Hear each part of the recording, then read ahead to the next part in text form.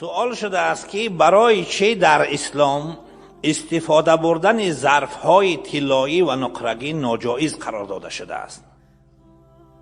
ما و شما می‌دانیم که پیغمبر خدا صلی الله علیه و سلم از استفاده بردن ظرف‌ها مثل چاینیک، کاسه، پیاله، چیزهایی که در آن طعام و غذا می‌خوریم، اگر طلایی باشن یا نقرگین باشن، رسول الله صلی الله علیه و سلم از هر دوش منع فرمودگیه که چنین چیزها را استفاده نبرید.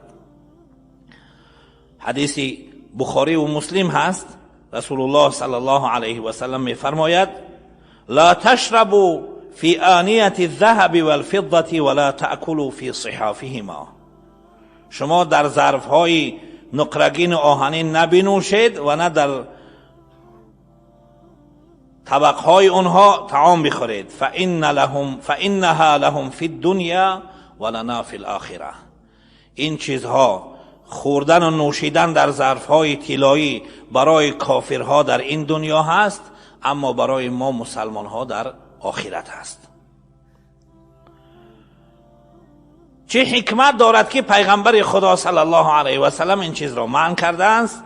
علما فرمودند که فإن الأكل والشرب فيهما يورث البطر والكبر. خوردن و نوشیدن در ظرفهای طلایی و نقرگین در انسان کبر را پیدا میکند، انسان را متکبر میکند، چون که اینها قیمتترین ظرفها هستند. وقتی که در قیمتترین ظرفها خورد، کبر در این پیدا میشود. من یک صحبت داشتم، به یادتون باشد، همنشینی با مردهای نیک. تأثیر همنشینی با مرد نیک برای انسان نیکی میارد. صحبت مرد خدا مردت کند، صحبت هر ناخلف سردت کند. شما بینید تأثیر چاینیک، پیاله، طبقی طلایی و نقره‌ای است که صاحبش را چی میکند؟ متکبر میکند. وقتی که یک ظرف بیجان در انسان تأثیر دارد، چگونه هم صحبت دوستی خدا و اولیای خدا و عالم و دوست پروردگار تأثیرش در مردم نیست. تأثیر ظرف هست. ظرف طلایی و ظرف نقرگی انسان را چی میکند؟ متکبر میکند. باقی ظرف ها انسان را متواضع میکند، خاکسار میکند. لأن الأكل فيهما من عادة أهل طرفه وكان رسول الله صلى الله عليه وسلم متواضعا وقت أكله. زیرا که خوردن در ظرفهای طلایی و نوشیدن در ظرفهای نقرگین، این از عادات اهل فسق هست، از عادات اهل دنیا هست، از عادات اهل کبر هست. رسول الله صلی الله علیه و سلم در وقت خوردنشون بسیار متواضعانه میخوردن. حتی اون میزهایی که امروزه ما و شما میخوریم، در بالای آن هم نمیخوردن، دسترخوان را در زمین میگسترانیدند.